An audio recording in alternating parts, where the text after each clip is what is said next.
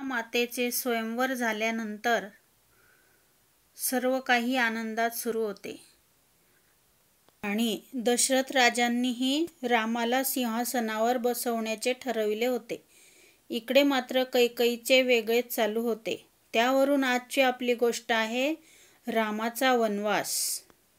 रामाचा वनवास. राम आता मोठा झाला होता. राजा म्हातारा झाला होता. दशरथ राजा आता म्हातारा झाला होता. त्याने रामाला राज्यावर बसविण्याचे ठरविले. राम सगळ्यांनाच आवडत असे. आता राम राजा होणार म्हणून सर्व आनंदात होते. वसिष्ठ ऋषींनी रामाला राज्याभिषेक करण्याकरिता मुहूर्त शोधून काढला. समारंभाची तयारी सुरू झाली. इकडे कैकेयी राणी मात्र रुसून बसली. दशरथ राजा तिच्या भेटीला गेला. तिला म्हणाला, काय हवे ते माग, पण अशी रुसू नकोस.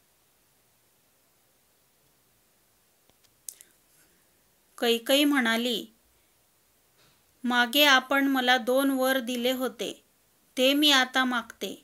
एका वराने माझा मुलगा भरत याला राज्य मिळावे. दुसऱ्या वराने रामाला 14 वर्षे वनवासास पाठवावे. राजाने तिची खूप समजूत घातली, पण कैकेयी काही ऐकेना. इकडे रामाला ही गोष्ट समजली. दशरथ राजाचे रामावर फार प्रेम होते. दुःखामुळे त्याला एकही शब्द बोलवेना. रामाने सर्वांची समजूत घातली.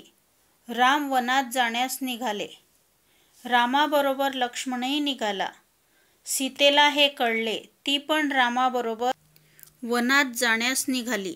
हे पाहून सर्वांना फार दुःख झाले. कौसल्या मातेचा व इतर सर्वांचा निरोप घेऊन राम, लक्ष्मण व सीता वनवासाला निघाले. रामाच्या आठवणींनी तळमळून दुःखाने दशरथ राजाला मृत्यू आला. यावेळी भरत आजोळी होता. आजोळी म्हणजे कैकेयी राणीच्या भावाकडे म्हणजे मामाकडे.